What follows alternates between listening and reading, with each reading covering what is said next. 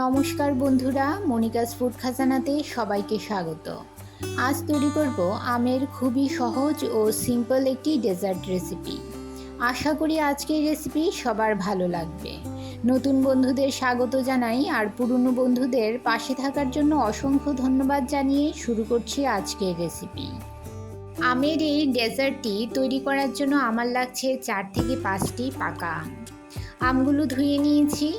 একটা ছুরির সাহায্যে আমের পাল্প বের করে নেব। আমার চ্যানেলে নতুন বন্ধু হয়ে থাকলে চ্যানেলটি সাবস্ক্রাইব করে পাশে থাকা বেল আইকনটি প্রেস করুন আর নোটিফিকেশন অল করুন পরবর্তী ভিডিওর আপডেট পেতে। আর যারা ফেসবুক থেকে ভিডিওটি দেখছেন তারা ভিডিওটিতে একটা লাইক দিয়ে পেজটি ফলো করুন। বন্ধুরা, যারা আমার চ্যানেলটি সাবস্ক্রাইব করে এখনও পর্যন্ত আমাকে সাপোর্ট করছেন আর ভিডিওটি প্রথম থেকে শেষ পর্যন্ত ফুল ওয়াচ করছেন, তাদেরকে অসংখ্য ধন্যবাদ।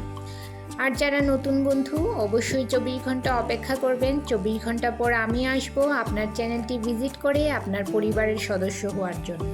এবারে একটা মিক্সি জার নিয়ে আমের পাল্পগুলো এতে দিয়ে দিলাম। এর একটা স্মুথ পেস্ট তৈরি করে নেব। আমের পিউরি তৈরি হয়ে গেছে। এবারে গ্যাসের চুলায় একটা কড়াই বসিয়ে এতে দিয়ে দিলাম 1 কাপ পরিমাণ ডেজিকেটেড কোকোনাট। এই ডেজিকেটেড কোকোনাট আপনারা যে কোনো মাল্টিপারপাস স্টোরে পেয়ে যাবেন, তবে আমি এটা ঘরেই তৈরি করেছি। 1 মিনিট লো ফ্লেমে নেড়ে নিয়ে এতে দিয়ে দিলাম আমের পিউরি। নারকেল ও আমের পিউরি মিশিয়ে নিয়ে এতে দিয়ে দিলাম কনডেন্স মিল্ক। ভালো করে মিশিয়ে নিয়ে 2 মিনিট মিডিয়াম ফ্লেমে রান্না করে নেব, যতক্ষণ না মিক্সচারটা একটা ডোয়ের ফর্মে আসছে ততক্ষণ কনস্ট্যান্টলি নাড়তে থাকতে হবে। যখন দেখবেন মিশ্রণটা একদম স্টিকি হয়ে গেছে ও কড়াই থেকে উঠে আসছে, এই পর্যায়ে গ্যাসের ফ্লেম বন্ধ করে দিতে হবে। বন্ধুরা, রেসিপিটি ভালো লাগলে অবশ্যই একটা লাইক করুন। আপনার একটা লাইক পৌঁছে দিতে পারে আমার রেসিপি আরও বহু মানুষের কাছে। মিশ্রণটি সামান্য ঠান্ডা হয়ে আসলে অল্প অল্প করে নিয়ে ছোট ছোট গোল বোলের শেপে তৈরি করে নেব। কিছুটা নারকেলের গুঁড়ো আলাদা করে রেখেছিলাম।